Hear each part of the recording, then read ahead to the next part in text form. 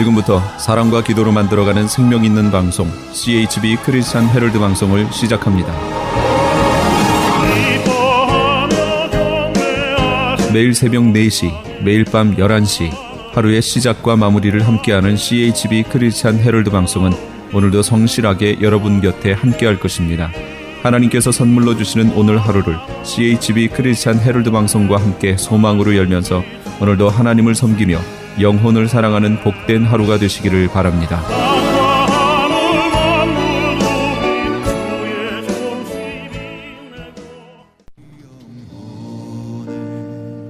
주가 주신 꺼지지 않는 빛이네.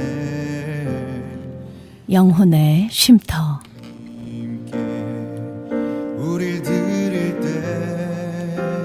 영혼의 쉼터 애청자 여러분 안녕하세요. 고선비입니다. 주님 안에서 평안하시지요?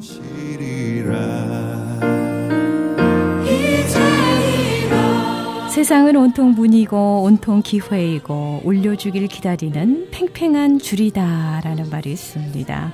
언제 어디서든지 누구를 만나든지 간에 운이 좋은 사람들에게는요, 이 공통된 습관이 있다고 합니다. 바로 긍정적인 생각으로 적극적으로 행동한다는 점인데요. 아주 힘겨운 상황도 기회라고 생각하면서 행동한다고 합니다.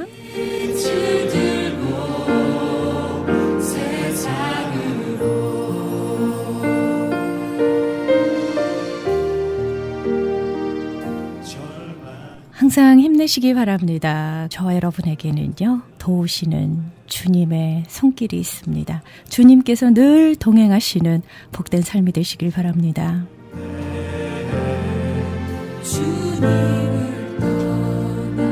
여러분과 함께 기도로 만들어가는 크리스천 헤럴드 선교방송 영혼의 쉼터 함께하고 계십니다. 이 프로그램은 저희 웹사이트 www.chtv1888.org ch라디오를 통해 편안한 시간에 다시 들으실 수 있습니다.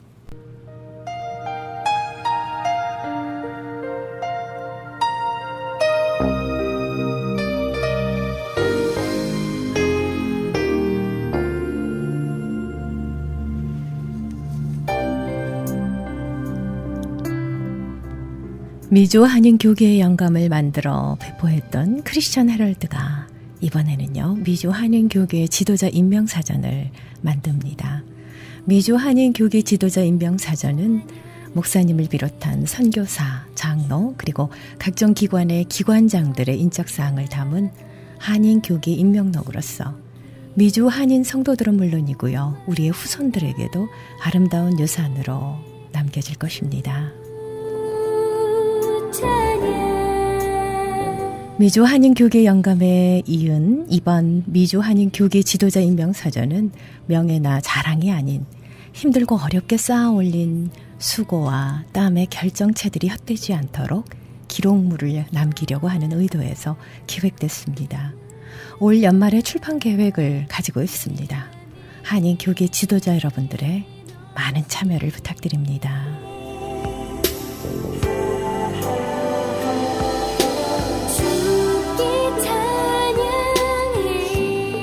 미조 한인 교계 지도자 임명 사정과 관련한 자세한 문의는요, 저희 크리스천 헤럴드로 전화 주시기 바랍니다.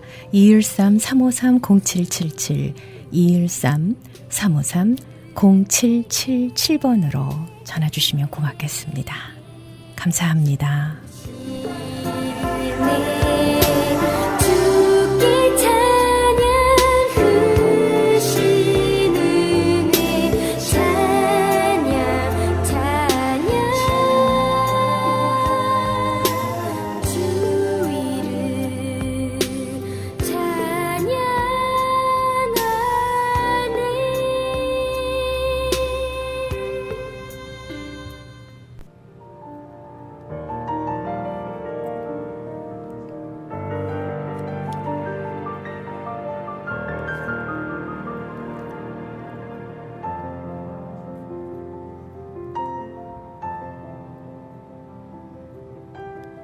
복된 시간에 생명의 말씀 주십니다.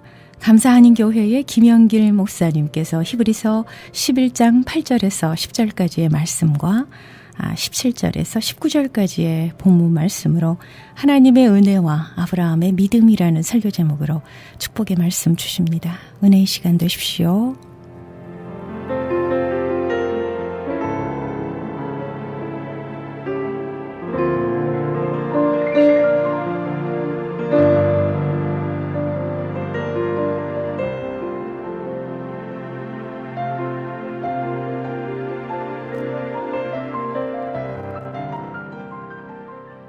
저는 오늘 하나님의 은혜뿐만 아니라 그 은혜를 받아들이는 우리의 믿음도 하나님의 선물이라는 주제로 세 번째 설교를 하고 있습니다. 지난 주간에는 노아를 통하여서 그 주제를 말씀드렸습니다. 노아는 믿음으로 아직 보이지 않는 일에 경고를 받아 경외함으로 방주를 준비하고 큰 배를 짓고 온 가족이 홍수의 심판으로부터 구원함을 받게 되었습니다. 노아를 죄악이 가득한 세상에서 구원하신 하나님의 은혜가 선물입니다. 또한 하나님의 경고에 대한 신실한 믿음으로 응답하고 120년 동안 방주를 지은 노아의 믿음도 하나님께서 주신 선물입니다. 오늘은 하나님의 은혜와 아브라함의 믿음이라는 제목으로 말씀을 드리려고 합니다. 노아와 달리 아브라함은 신약시대의 성도들과 영적인 관계, 가족 관계를 맺고 있습니다. 바울은 갈라디아서 3장 7절에서 그런즉 믿음으로 말미암는 자들은 아브라함의 자손인 줄 알지어다 하였고, 같은 장 29절에서 너희가 그리스도의 것이면 곧 아브라함의 자손이요 약속대로 유업을 이을 자니라고 했습니다. 믿음으로 볼 때에, 영적인 믿음의 눈으로 볼 때 우리는 아브라함의 자손, 아브라함과 같은 가문을 형성하는 믿음의 가족이다 하는 말씀입니다. 하나님께서 아브라함을 부르셨습니다. 노아 때에 있었던 홍수의 심판에도 불구하고 세상은 다시 급속도로 악화하게 되었습니다. 하나님을 떠났습니다. 우상 숭배에 골몰하게 되었습니다.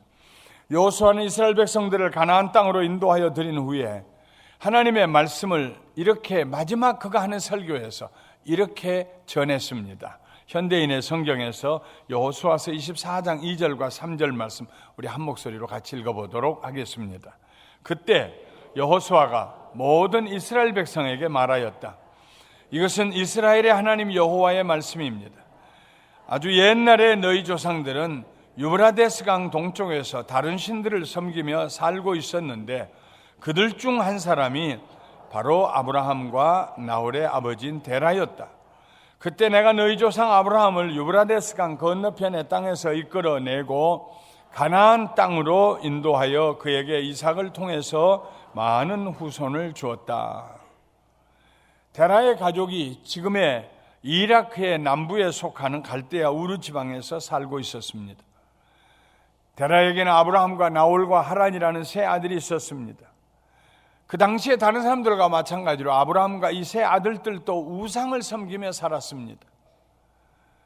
특별히 아브라함은 종교적인 사람이었으므로 남들보다 더 우상을 섬겼을 것입니다. 그런데 하나님께서 하나님의 은혜로 아브라함을 우상 숭배 환경으로부터 불러내 주십니다. 그리고 하나님의 말씀을 순종하며 살아가게 하셨습니다. 믿음으로 아브라함은 부르심을 받았을 때 순종하여 장래의 유업으로 받을 땅에 나아갈새 갈 바를 알지 못하고 나갔으며, 여기에서 부르셨다는 헬라어 동사는 칼레오입니다. 그리고 이 동사 앞에 무엇으로부터라는 뜻을 가진 전치사 에크를 붙이면은 불러내심을 받은 자들이라는 의미의 에클레시아가 되고, 성경은 이 에클레시아를 교회라고 사용하고 있습니다. 교회는 아브라함처럼 이 세상으로부터 불러내심을 받은 사람들입니다. 조상 대대로 세상 풍조를 따르고 본질상 진노의 자녀였던 우리들을 하나님께서 그의 긍휼과 사랑으로 불러내시고 그리스도와 함께 살려주시고 지금은 하나님 나라에 우리를 앉혀주셨습니다. 우리 조상들이 얼마나 우상을 많이 섬겼습니까? 얼마나 많은 귀신들을 많이 섬겼습니까? 그 귀신들 때문에 얼마나 두려워했습니까? 하나님께서 우리에게 복음을 전하여 듣게 하셨고 예수 믿고 구원받아 부르심을 받아 우상 숭배에서 벗어난 것만도 우리의 인생에 있어서 축복 중에 축복인 줄 믿습니다. 진정으로 거듭난 그리스도인들은 하나님께서 나를 불러내 주셨다 하는 확신을 가지게 됩니다. 부르심의 은혜를 받은 사람들이기 때문입니다. 부르심을 받기 이전의 삶과 이후의 삶이 그리스도인에게 있어서는 확연히 구별이 됩니다. 밤과 낮처럼 구별이 됩니다. 검은색과 흰색처럼 구별이 됩니다. 하나님의 부르심을 받은 사람들에게는 두 가지 특색이 나타나는데 떠남과 포기의 특색입니다. 아브라함은 하나님께서 그를 부르실 때 고향을 포기하고 친척을 떠났습니다. 고향을 포기하고 친척을 떠났다는 말은 단순히 물리적으로 포기하고 떠났다는 것 이상의 의미입니다. 고향에서 함께 우상 숭배를 하던 사람들 그 환경과 그 문화에서 떠났다는 얘기입니다. 우상 숭배하던 일을 포기했다는 것입니다. 예수 믿는 사람들도 이전에 그가 살던 방식을 포기하고 떠납니다. 세상을 사랑하던 삶과 하나님을 사랑하는 삶은 절대로 융합이 될 수가 없습니다.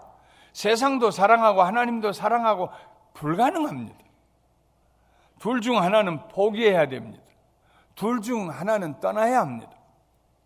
바울은 갈라디아서 1장 4절에서 그리스도께서 하나님 곧 우리 아버지의 뜻을 따라 이 악한 세대에서 우리를 건지시려고 우리 죄를 대속하기 위하여 자기 몸을 주셨다고 했습니다.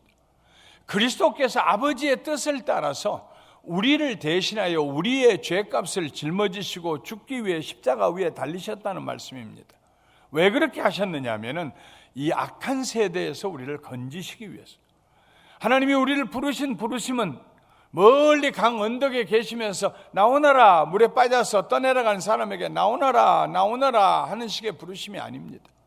하나님이 그의 아들을 보내셔서 강물에 뛰어들어서 물에 빠져 죽어가는 사람을 건져내는 것처럼 급류에 휩쓸려가는 죄악의 급류에 휩쓸려가는 우리들을 하나님께서 그 아들을 보내셔서 구원의 복음을 전해주시고 대신 죽게 하심으로 우리를 건져내 주셨습니다. 우리를 불러내 주셨습니다. 그러므로 이 점에 있어서 우리는 아브라함과 동일한 믿음의 가족이 됩니다. 부르심을 받은 가족입니다. 하나님께서 부르실 때에 아브라함이 즉시 믿음으로 응답한 것처럼 우리들도 응답합니다. 그리하여서 과거에 우리가 살던 삶과 현재의 삶이 분명히 다른 것을 알게 됩니다. 우리는 무엇을 포기했는지 압니다. 우리는 어디서 떠나왔는지 압니다. 강물에서 건짐을 받은 사람은 흘러가는 물을 보면서 하마터면 내가 저기서 죽을 뻔했는데 나를 살려주셔서 감사합니다 하고 말할 것입니다. 예수 믿는 사람의 어제와 오늘은 이렇게 다른 것입니다. 하나님이 부르실 때 아브라함은 갈 바를 알지 못하면서도 하나님의 부르심에 한 걸음씩 순종하며 나아갔습니다. 갈 바를 알지 못하고 나아갔다는 것, 아브라함의 믿음의 첫 번째 단계입니다. 갈 바를 알지 못하고 나갔어요. 아마도 좀 머뭇거렸을지도 몰라요. 어디로 가야지? 그런데 주님이 하나님께서 인도하신 대로 가면 된다. 하나님의 인도하심을 기다리면서 어린아이가 발걸음을 떼듯이 갈 바를 알지 못하고 나아갔습니다. 창세기 12장에 있는 말씀을 함께 읽어보도록 하겠습니다. 여호와께서 아브라함에게 이르시되 너는 너의 고향과 친척과 아비의 집을 떠나 내가 네게 보여줄 땅으로 가라. 내가 너로 큰 민족을 이루고 네게 복을 주어 내 이름을 장대하게 하리니 너는 복이 될지라. 너를 축복하는 자에게는 내가 복을 내리고 너를 저주하는 자에게는 내가 저주하리니 땅의 모든 족속이 너로 말미암아 복을 얻을 것이라 하신지라. 이에 아브라함이 여호와의 말씀을 따라갔고 롯도 그와 함께 갔으며 아브라함이 하란을 떠날 때 75세였더라. 아브라함이 하나님의 말씀을 따라갔습니다. 아브라함의 생애를 기록한 창세기 12장부터 25장 사이에 보면 하나님께서 30여 차례 아브라함에게 직접 말씀하신 것을 볼 수 있습니다. 두세 번 하나님의 사자를 통해 말씀하셨고 그 외에는 언제나 여호와께서 아브라함에게 이르시되 하는 말씀으로 시작이 됩니다. 아브라함의 생애는 철저히 하나님의 말씀을 따라 사는 삶이었습니다. 아브라함이 하나님의 말씀 없이 살다가 실수한 적이 3번 있었습니다. 한 번은 흉년이 드니까 하나님의 말씀 없이 애굽으로 흉년을 피하여 내려갔다가 그의 인생에 잊을 수 없고 씻을 수 없는 부끄러움을 당합니다. 내려가면서 아내 사라에게 말했습니다. 사라여, 그대는 얼굴이 예쁘니 어디 가면 다른 남자들이 늘 그대를 욕심을 낼 것이요. 그러니 다른 곳에, 다른 지역에 우리가 가보지 않는 땅에 갈 때에는 우리가 서로 온누이가 되도록 합시다. 실제로 사라는 바로 자기 여동생은 아니어도 친척의 동생이었습니다. 거기 가서는 우리가 부부 행세하지 말고 오빠 동생 그렇게 행세하십시다. 그런데 애굽에 가서 보니까 사라가 예쁘고 예쁘다는 소문이 들려서 바로의 궁전에까지 그 소문이 들려서 바로 왕이 사라를 차출해 갑니다. 후궁으로 삼으려고. 그 당시에 사라의 나이가 적어도 65세 이상 되었을 때입니다. 65세 노인이 뭐 예쁘면 얼마나 예쁘겠냐고 생각하지만 아브라함이 175세의 세상을 떠났기 때문에 지금보다 우리가 사는 나이보다도 갑절이나 더 살았기 때문에 그들의 나이를 절반으로 줄여야 합니다. 오늘날로 얘기하면 33세 정도 되는 젊은 부인입니다. 한참 예쁠 때이죠. 하나님께서 바로의 왕궁으로부터 시작해서 애굽 전역의 여자들의 태를 닫았습니다. 그걸 깨닫고 바로 왕이 하나님 앞에 회개합니다. 내가 의도적으로 그런 거 아닙니다. 자기 여동생이라고 그러니까 그랬죠. 안다. 그래서 바로 왕이 예물을 아브라함에 주고 그의 아내도 돌려줍니다. 돌려주면서 이렇게 말합니다. 네 아내가 여기 있으니 이제 데려가라. 얼마나 부끄러운 얘기입니까? 자기 아내 하나 간수하지 못한 남자, 네 아내가 여기 있으니 이제 데려가라. 왜 그런 수치를 당했습니까? 하나님의 말씀 듣지 않고 내려가다가 당한 실수입니다. 두 번째 실수도 비슷하게 블레셋의 왕 아비멜렉에게 당합니다. 세 번째 실수는 그의 아내가 아기를 낳지 못해서 기다리다가 자기 여종 하갈을 아브라함에게 보내면서 하갈을 통해서 자식을 낳자고.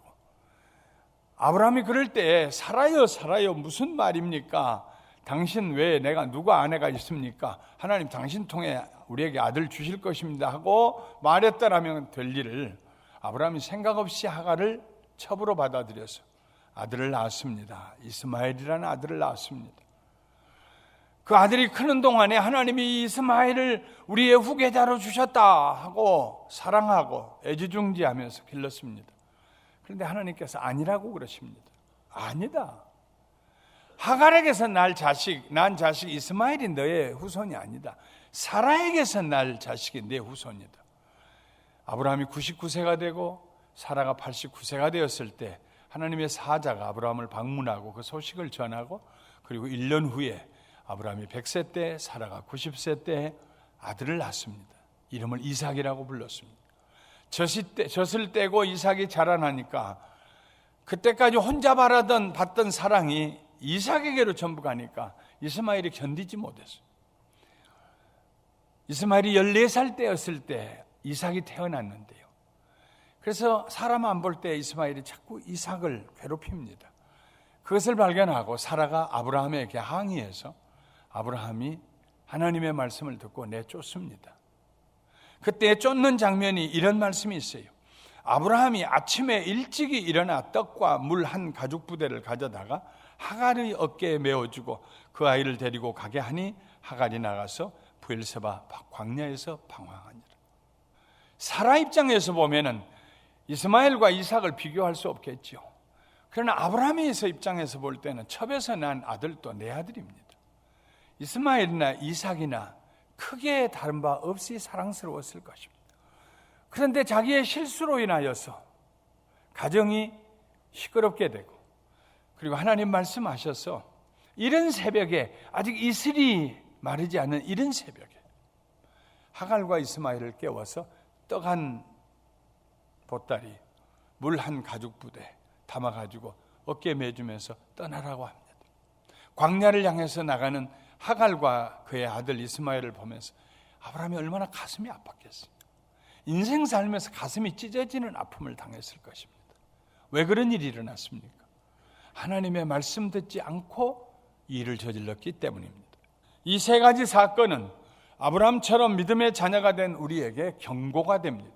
저는 가끔 아브라함이 고향과 친척을 떠나가던 장면을 마음속에 그려봅니다. 짐을 꾸려 길을 떠난 아브라함에게 사람들이 어디 가느냐고 물었을 것입니다. 어디 갈지 모르지만 하여튼 떠난다고 아브라함이 대답합니다. 아이 아브라함이요, 어디 가는지도 모르고 떠난다니요.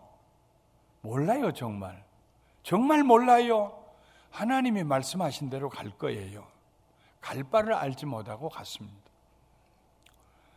어디로 갈 줄도 모르면서 무슨 용기를 가지고 길을 떠나느냐고 사람들이 말했습니다.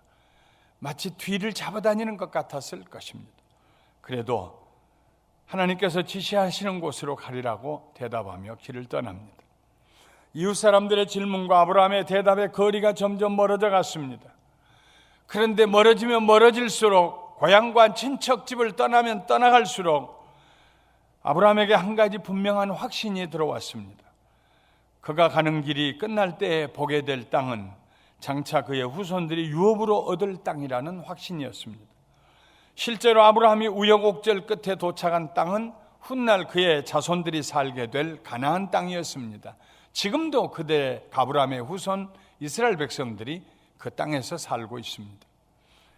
그리스도인과 세상 사람들 사이에도 이런 일들이 일어납니다. 세상 사람들은 우리가 가는 길을 알지 못합니다. 세상 사람들은 우리가 듣는 하나님의 말씀을 듣지 못합니다.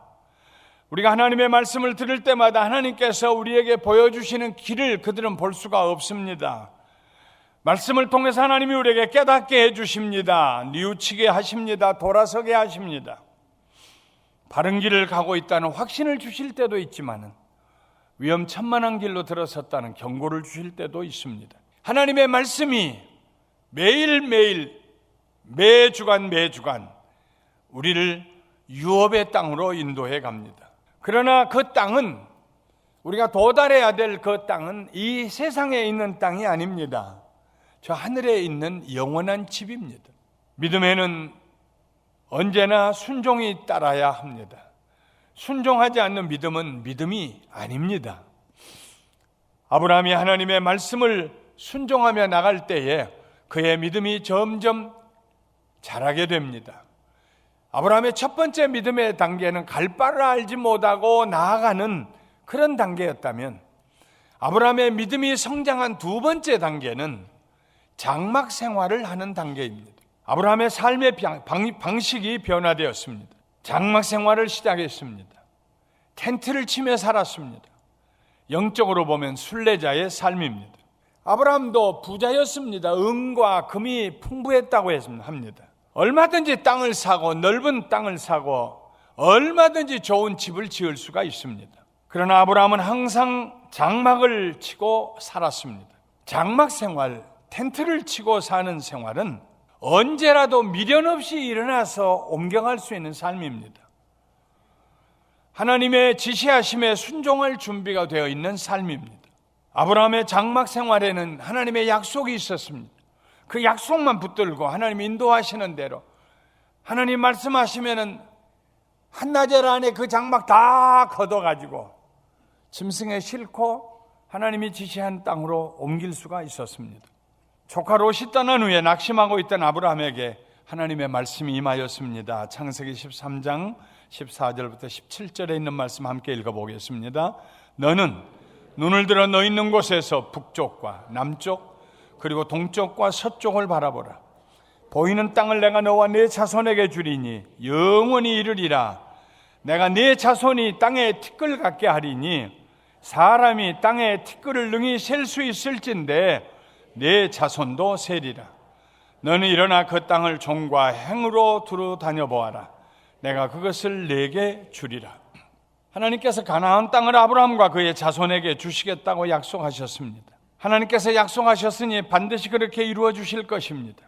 장차 때가 되면 그 땅에서 티끌같이 많은 아브라함의 자손들이 살게 될 것입니다. 아브라함은 하나님의 말씀에 순종하여 일어났습니다.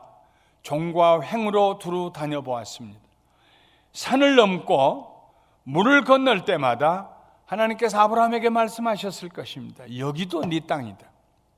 저 산 너머도 네 자손이 살 땅이다. 저기도 가보아라. 보이는 땅을 하나님께서 아브라함에게 주시겠다고 약속하십니다. 그런데 그 말씀 바로 뒤에 이런 말씀이 기록되어 있습니다. 이에 아브라함이 장막을 옮겨 헤브론에 있는 마므레 상수리 수풀에 이르러 거주하며 거기서 여호와를 위하여 제단을 쌓았더라. 하나님께서 일어나라 아브라함아, 고개 들고 왜 침울하게 앉아있느냐, 일어나서 동서남북을 바라보아라. 그리고 다녀보아라. 네가 걸어다니는 이 땅을 내가 너와 네 자손에게 주리라. 다 돌아보고 난 다음에 제일 양지 바른 곳에, 제일 수풀이 우거진 곳에, 농사짓기 좋은 곳에, 양떼를 치기 좋은 곳에, 그 땅의 중심 부분에 자리 잡고 터 닦고 집 지을만 하잖아요. 그 다음에 나오는 말씀은 장막을 걷어서, 텐트 걷어서 헤브론으로 옮겼다 하는 말씀이 기록되어 있습니다. 그리고 하나님께 제단을 쌓고 예배드렸다 하는 말씀이 기록되어 있습니다. 히브리서 기자는 그 일을 이렇게 해석하고 있습니다. 믿음으로 그가 이방의 땅에 있는 것 같이 약속의 땅에 거류하여 동일한 약속을 유업으로 함께 받은 이삭 및 야곱과 더불어 장막에 거하였으니 이는 그가 하나님이 계획하시고 지으실 터가 있는 성을 바라보았습니다. 약속하신 땅을 걸어다니고 그 땅에 장막치고 살고 있으면서도 아브라함의 시선은 땅에 있지 않았습니다. 다른 곳을 바라보고 있었습니다. 영원한 성을 바라보고 있었습니다. 그가 가서 살 영원한 성을 바라보고 있었습니다. 약속으로 받은 땅에 살면서도 그는 마치 다른 나라에 지나가는 객처럼 인생을 살았습니다. 아브라함이 믿음의 눈으로 바라보는 그곳은 하나님께서 계획하시고 지으실 터가 있는 하나님의 성이었습니다. 이 성은 세상에 있는 성이 아닙니다. 우리가 이 세상을 떠나갈 때에 들어갈 천국을 말합니다. 그리스도인들은 이 세상에 살면서 동시에 저 세상을 사모하는 사람들입니다. 그리스도인들은 이 세상을 사모하는 사람이 아니라 저 세상을 사모하는 사람들입니다. 할렐루야! 이 세상에 얽매여 사는 사람들이 아니라 이 세상은 마치 남의 땅 지나가는 것처럼 내가 영원히 있을 나라를 생각하고 사는 사람들입니다. 이 세상의 삶이 최종 목표가 아닙니다. 고린도후서 5장 1절에서 바울은 말했습니다. 만일 땅에 있는 우리의 장막집이 무너지면 하나님께서 지으신 집 곧 손으로 지은 것이 아니요 하늘에 있는 영원한 집이 우리에게 있는 줄 아노라. 그러나 하늘로부터 내려온 우리를 위하여 예비하신 집, 우리를 입혀주시는, 그리고 살게 하시는 그 집은 늙음도 없고 병듦도 없고 이별도 없고 죽음도 없고 곡함도 없고 슬픔도 없는 하나님 예배하고 하나님과 함께 사는 영원한 하나님의 집이 될 줄 믿습니다. 이게 달라요. 제가 얘기하는 것은 세상에 집 짓지 말라는 거 아닙니다. 집 사지 말라는 얘기가 아닙니다. 우리가 영원히 있을 집은 여기가 아니라는 것입니다.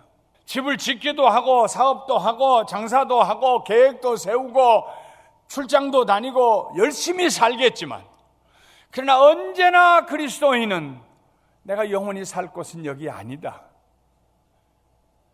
주님이 나를 부르셔서 죄악된 세상에서 건진받아 하나님의 백성이 되었던 것처럼 어느 날 주님께서 나를 부르실 때 뒤도 안 돌아보고 난 아버지의 집에 가리라. 할렐루야!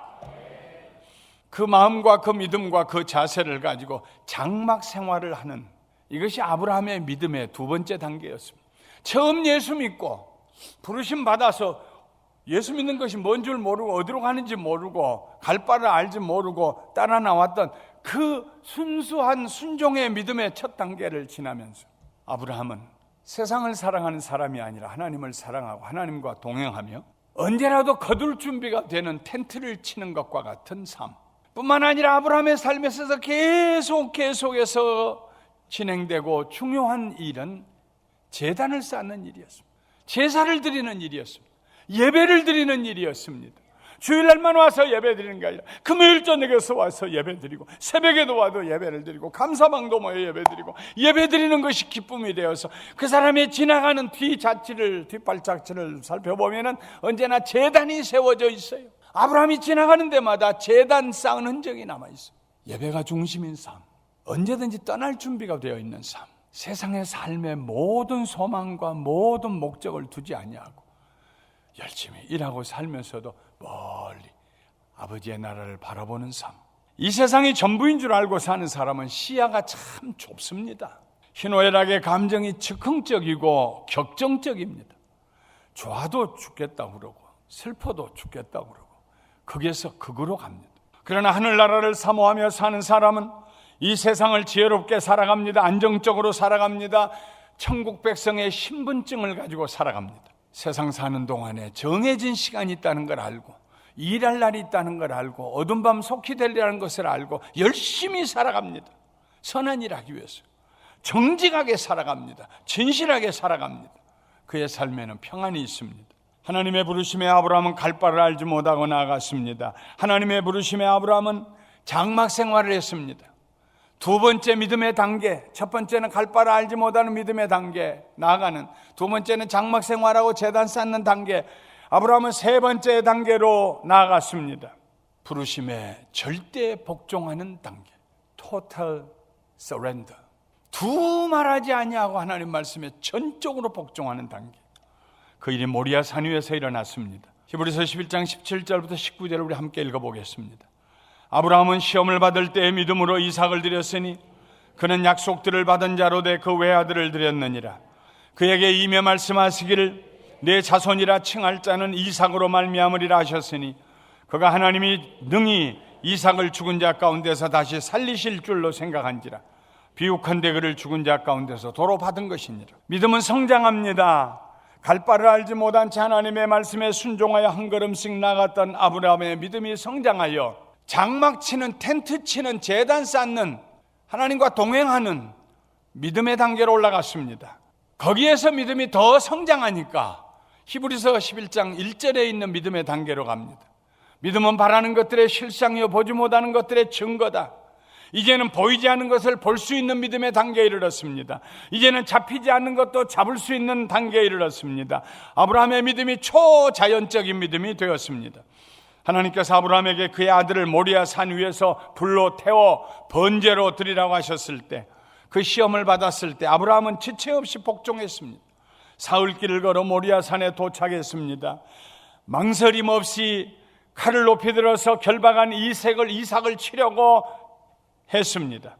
만일 하늘로부터 그 아이에게 내 손을 대지 말라, 그에게 아무 일도 하지 말라, 네가 내 아들 내 독자라도 내게 아끼지 아니하였으니 내가 이제야 네가 하나님을 경외하는 줄 아노라 하는 하나님의 사자의 음성을 듣지 못했다면, 그 말씀이 들리지 않았다면 이삭의 생명은 그 자리에서 끝났을 것입니다. 아브라함으로 하여금 갈 바를 알지 못한 채 길을 나서게 해주신 믿음도 하나님의 선물입니다. 약속의 땅에 살면서 영원한 성을 바라보고 이 땅에는 아무것도 없는 것처럼 텐트 치고 사는 삶, 장막 생활을 하는 것도, 그 믿음도 하나님의 선물이었습니다. 그리고 죽은 자 가운데서 죄를 모아서라도 하나님이 살려주실 것이라는 세상 사람들이 이해할 수 없는 차원의 믿음, 이 믿음도 하나님의 선물이었습니다.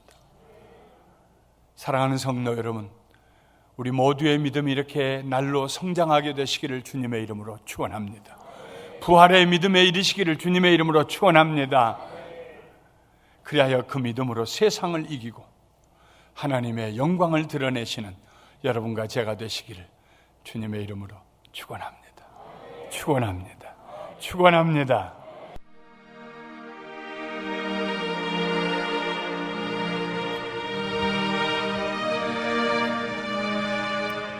지금까지 감사하는 교회의 김영길 목사님께서 히브리서 11장 8절에서 10절 말씀과 17절에서 19절의 본문 말씀으로 하나님의 은혜와 아브라함의 믿음이라는 설교 제목으로 은혜 주셨습니다. 축복의 시간 되셨는 줄 믿습니다. 감사하는 교회의 위치는 6959 너트 애비뉴 부에나파크에 자리하고 있습니다. 말씀 듣고 신앙상담 원하시는 분은 714지역 521-0991 714-521-0991번으로 상담하시기 바랍니다.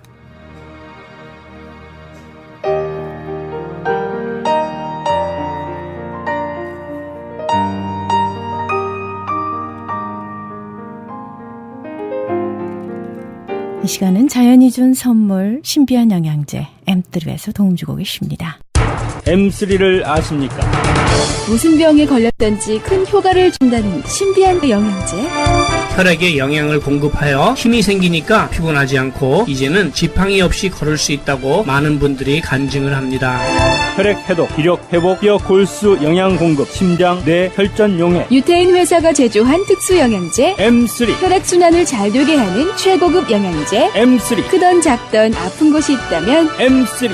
213-435-9600, 213-435-9600번입니다. 정직한 마음으로 권해드립니다.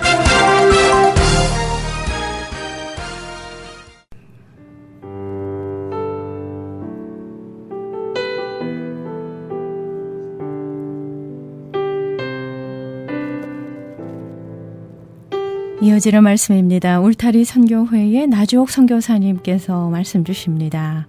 축복의 시간 되십시오.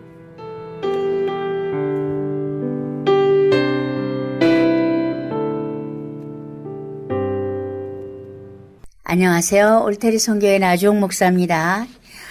요즘 뜨는 복음성 가운데 하나가요. 그럼에도 불구하고 라는 노래가 있어요. 마음속에 어려움이 있을 때 주님 내게 먼저 오사 내 마음을 만지고 주님 앞에 나올 수 없을 때 주님 날 먼저 안으시네. 그럼에도 불구하고 날 사랑하시는 내 하나님의 사랑은 나의 모든 걸 덮고 그럼에도 불구하고 날 안아주시는 내 하나님을 부를 때 아버지라 부르죠. 이 지구상에는요 65억이나 되는 인구가 있지요. 하나님이 아무리 전지전능하신다지만 그 많은 사람의 앞날을 미리 알고 정해놓을 리가 없다고 생각하는 사람들이 얼마나 많은지 모릅니다. 아마도 보통은 하나님이 그럴 불필요한 수고를 하실 리가 없다고 생각할 수도 있지요. 그래서 많은 사람들이요 운명을 믿지 않는다고 말하기도 합니다. 그럼에도 불구하고 어느 순간 그것은 운명이었다고 믿고 싶을 때가 있다고들 합니다. 지난 날을 돌아보면 그것은 운명이지 않았을까 변명하고 싶어질 때가 있다는 겁니다. 다른 길을 선택한 순간이 얼마나 많았는지 잊어버렸다고 생각하는 사람 역시 많을 것 같네요. 그 순간이 그 인연이 깊이와 무게가 시간이 지날수록 무거워지고 감당할 수 없을 때 누군가 나의 삶을 송두리째 흔들어 놓았다고 생각할 때 내가 그 누군가의 인생을 완전히 틀어놓았다고 밖에 생각할 수 없을 때 시간이 지나면 지날수록 선명해지고 중요해지는 순간이 돌아보면 차라리 그런 만남은 운명이었다고 눈 돌리고 싶어진다는 것입니다. 그럼에도 불구하고 세상은 아름답습니다. 이스라엘 사람들은요, 운명 혹은 숙명을 믿는다고 합니다. 성경을 통한 그들의 삶은 때로는 불합리하다고 생각이 들 때가 많지요. 그럼에도 불구하고 믿음으로 신앙으로 이겨내는 그들의 모습은 참으로 경이스럽기까지 합니다. 아름다운 이야기가 많이 있습니다.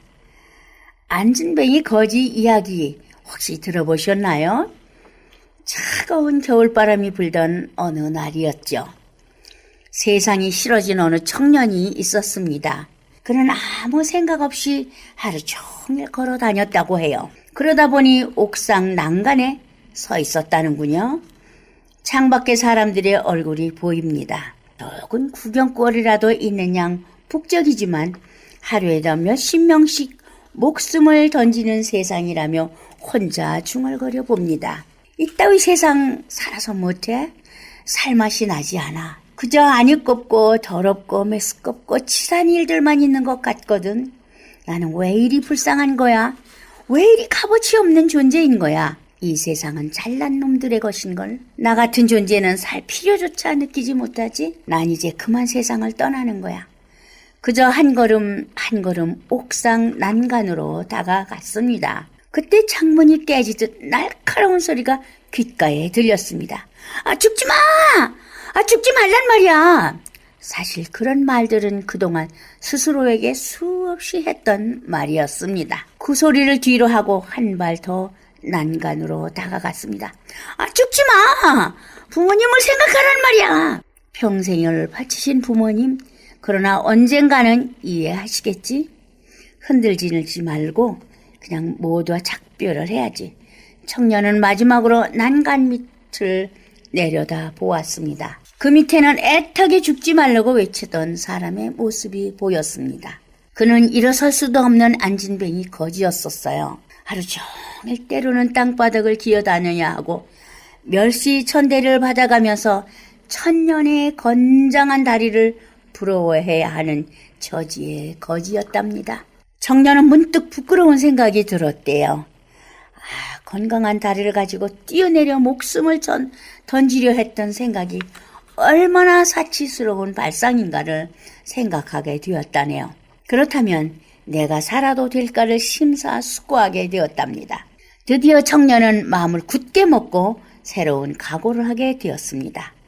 한 발짝만 더 디디면 목숨이 날아갈 뻔한 이 청년, 다시 삶의 목숨과 이 세상의 아름다움을 발견하게 되었겠죠. 우리네 사람들은 참으로 하나님 앞에서 용감한 것인지 무모한 것인지 뭔가를 모르는 것인지 의아할 때가 있습니다. 하나님의 자녀라는 이유 하나만으로 하나님을 힘들게 괴롭히고 있음을 깨닫습니다. 계획은 자신들이 만들어 놓고 하나님께 이루어 달라고 떼쓰고 울며 불며 잠도 자지 않고 부르짖을 때도 있습니다. 일이 잘 되게 해 주시옵소서, 합격하게 하여 주시옵소서, 1등하게 하여 주시옵소서, 낫게 하여 주시옵소서, 보게 하소서, 듣게 하소서 등등 모두 졸르고 달라고 졸라대는 것뿐이죠. 기도는 조르는 것이 아니라 주기도문에서 가르치신 것처럼 먼저 감사하고 난 후에 나의 소원을 말씀드리는 것 아니겠는지요. 그런데 감사는커녕 불평부터 시작해서 요구사항을 늘어놓으면서 빨리 들어달라고 부르짖습니다. 그 요구사항은 모두 자신을 위한 유익을 위한 것이고요. 그뿐인가요? 그 원하는 대로 이루어지지 않았을 때는 하나님이 계시네 안 계시네 하면서 믿는 자의 하나님을 향한 실망을 토로하기도 하지요. 이럴 때 하고 싶은 말이 있습니다. 불평하는 그 사람은 하나님을 위해서 무엇을 했지? 얼마나 하나님 앞에서 자신이 있으면 저렇게 큰 소리로 하나님을 원망할 수 있을까 생각하게 합니다. 잠시 생각해보면 우리네 사람들은요, 하나님 앞에 할 말이 없는 사람들 아니에요? 모두 하나님의 은혜로 살고 있으면서도 하나님께 감사하기보다는 원망과 불평으로 믿음이라는 명분을 가지고 살고 있는 어리석은 자들이 아닌가 생각해 봅니다. 믿는 사람이라면 그 어떤 경우라도 감사할 줄 알아야 하겠죠? 그리 아니하실지라도 감사해요. 그 이유는 하나님께서 우리와 함께 하시기 때문이지요. 라는 고백이 믿는 자에게는 있기 때문입니다. 어느 병실에 붙어있는 기도문을 생각해 봅니다. 주님, 때때로 병들게 하심 감사합니다. 라고 시작하면서 원하고 바라는 것에 정반대의 현상을 보면서 감사하는 내용이지요. 주님, 나는 주님께 건강을 구하였는데 당신은 나에게 질병을 주셨습니다. 주님, 나는 당신께 부유함을 구했는데 당신은 나에게 가난을 허락하셨습니다. 주님, 나는 당신께 지혜의 사람이 되게 구했는데 당신은 나에게 어리석음을 허락하셨지요.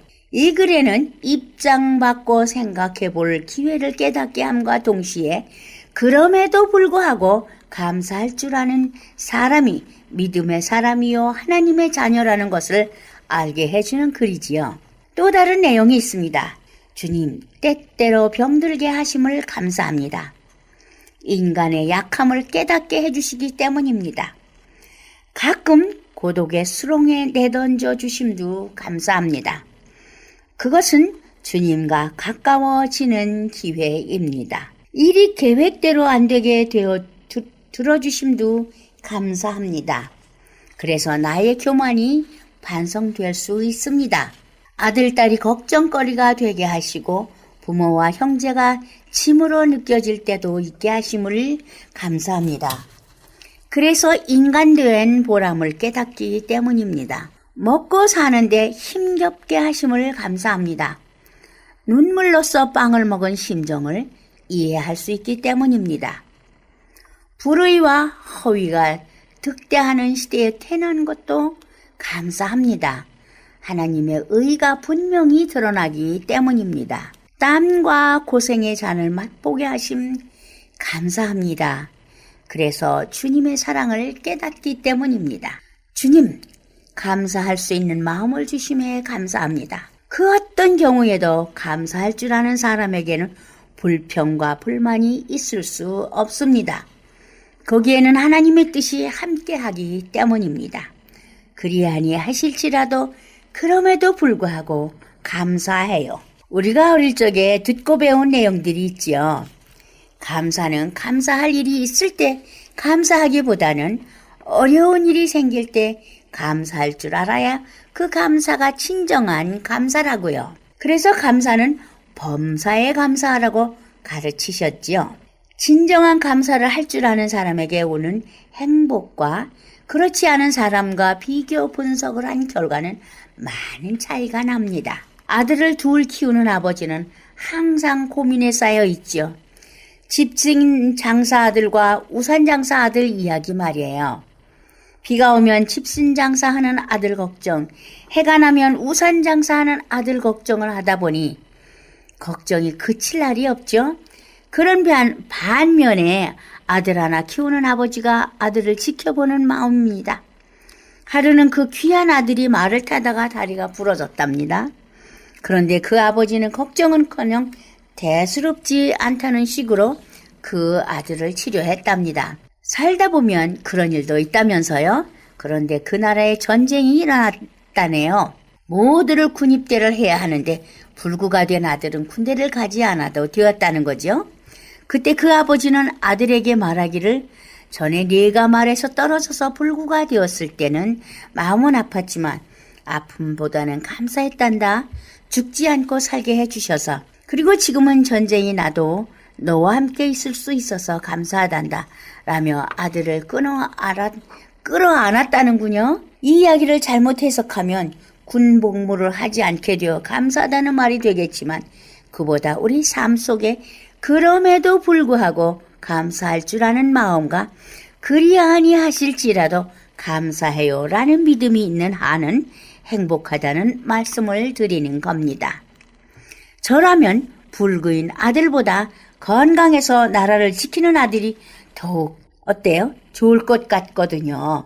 그 아버지는 어떤 상황에서도 감사하다는 그 삶의 모습이 아름답다고 만족할 수 있는 거지요. 그러기에 왜 나만 나에게 어찌 이런 일이? 라는 질문이 있는 한은 행복할 수가 없다는 것입니다. 우리 울타리 선교회가요. 지나온 시간들을 살펴보면 참으로 어리석은 일들을 많이 했구나라는 생각이 들어요. 그러나 다시 그 상황이 닥쳐온다면 달라질 수 있을까 생각해 본다면 아마 그때와 꼭 같은 삶을 살고 있지 않을까라는 생각을 합니다. 친구들로부터도 영양가 없는 일만 한다고 책망도 원망도 아닌 말을 얼마나 많이 들었는지 모릅니다. 돕기에는 부담이 가고 보기 안쓰럽고 힘들어 보여서 궁시렁거려 본 것이겠죠. 그러나 아무리 어리석은 일을 했다고 하더라도 그 일이 남을 해치는 일이 아니고 남을 돕는 일로 일어난 일이었다면 그때처럼 했을 것이죠. 그때 그 일들이 어리석고 미련한 일을 했다 하더라도 그 일이 아무리 힘들고 고달픈 일이라 하더라도 그 일을 하나님이 원하시는 일이라고 생각했다면 그 일을 마다하지 않을 것입니다. 남이 알아주지 않는 일이라고 해도 외면하지 않을 것이고 아무리 힘들고 고달픈 일이라 하더라도 피하지 않을 것입니다. 비록 나에게 손해를 당하는 일이라 하더라도 그 일이 나보다 남에게 도움을 줄 수 있는 일이라면 그 일을 마다하지 않을 것입니다. 울타리 선교회의 생활을 생각해 보면요. 지나온 과정이 정말 모두 기적이었고 하나님의 인도하심이었음을 고백하지 않을 수 없습니다. 순간순간이 아찔했지만 그 순간을 넘기는 바로 그 순간이 기적이었다는 겁니다. 도저히 어쩔 수 없는 그 상황에서도 하나님은 우리와 함께 계셨거든요. 병들었을 때에도 살던 집에서 쫓겨났을 때에도 주님은 우리와 함께 하셨음을 고백합니다. 때로는 다른 선교단체를 바라보면서 부러워도 하고 때로는 질투심도 마음 한구석에 일어나기도 했었죠. 우리만 어렵고 힘든 것처럼 느껴질 때도 많았습니다. 재정적으로 어려움을 겪지 않고 넉넉하게 보이는 선교단체를 볼 때는 하나님께 기도를 드렸다기보다는 떼를 쓴 적도 있어요. 그러나 그것이 얼마나 어리석은 생각인가를 깨닫곤 했죠. 어떤 사람이 대책 없이 말하더라고요. 아니 좋은 일을 하는데 왜 하나님이 어려움을 주시는지 생각해 봐야 하지 않겠느냐고 말이에요. 기도하지 않는 것 아니냐고 그렇게 물어봐요. 우리는 기도하니까 하나님은 다 채우시던데요. 마치 기도하지 않아서 받지 못하는 것처럼 책망과 같은 그 책망 아닌 책망을 하더라고요. 그 말을 들었을 때는 정말 마음속으로 화가 치밀고요. 억울하다는 생각까지 들더라고요. 그러나 하나님을 기도하는 대로 들어주시는 분이시기보다는 하나님의 계획대로 움직이시는 분이심을 알고 있기에 우리는 하나님의 때를 기다리고 있는 것입니다. 우리는 지금 당장 이루어 주소서, 빨리 이루어 주소서 라고 외치면서 졸라대지만 하나님은 지금은 아니라고 말씀하시거든요. 모든 기도에 예스가 축복은 아닌 것을 우리는 많은 경험을 통해서 알고 있습니다. 노라는 응답도 얼마나 큰 축복인지를 우리는 잘 알게 되었어요. 그렇기 때문에 우리에게는 그럼에도 불구하고 그리 아니하실지라도 감사한다고 고백을 할 수 있습니다. 우리는 주님 안에서 말해야 합니다. 그럼에도 불구하고 감사합니다. 그럼에도 불구하고 용서하자고요. 그럼에도 불구하고 사랑하지요. 그럼에도 불구하고 노력하고요. 그럼에도 불구하고 참을 수 있습니다. 그리고 더 중요한 것은 어떠한 여건과 조건 속에서도 남을 배려하고 도울 수 있으면 좋겠습니다. 그렇게 하는 것이 바로 주님께서 가르쳐 주신 가르침이요, 선교하는 태도요, 선교하는 방법이요, 주님을 닮아가는 길이기도 한 것 아니겠는지요. 우리가 언제 어디에 있든지 우리의 선 곳이 곧 선교하는 장소고 선교 현장인 것입니다.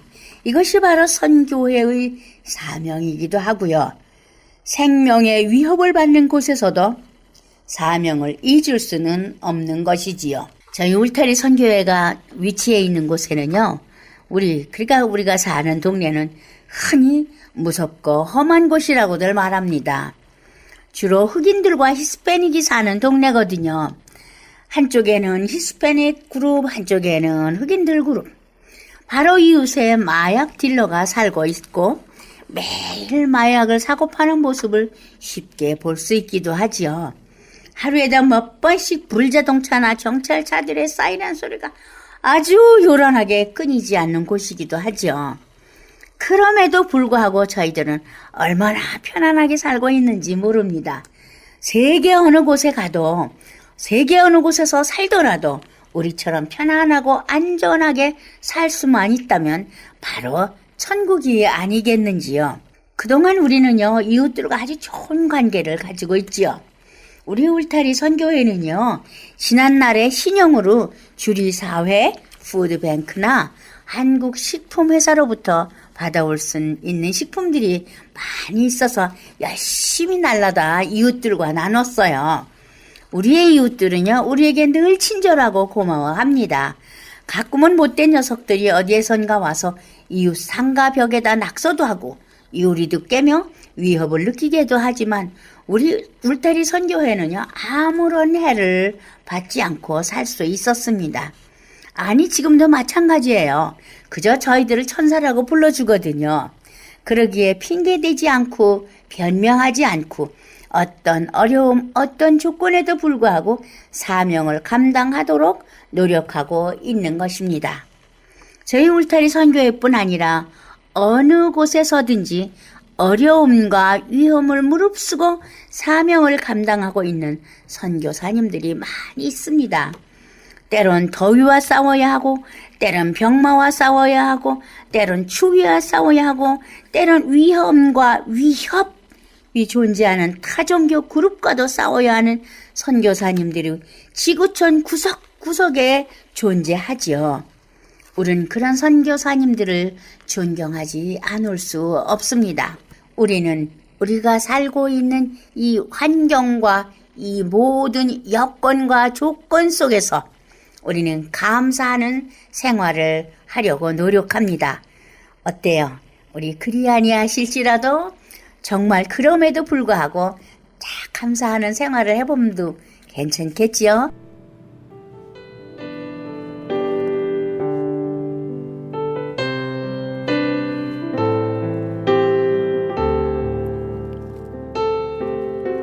지금까지 울타리 선교회의 나주옥 선교사님께서 말씀 주셨습니다. 축복의 시간 되셨는 줄 믿습니다. 울타리 선교회의 위치는 4708 웨스트 아담스 블버드 LA에 자리하고 있고요. 상담을 원하시는 분은 213지역 819-3300, 213-819-3300번으로 상담하시기 바랍니다.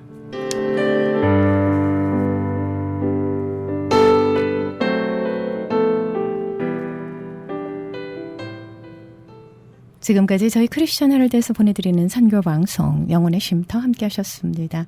은혜로운 찬양 나의 만족과 유익을 위해 전해드리면서요.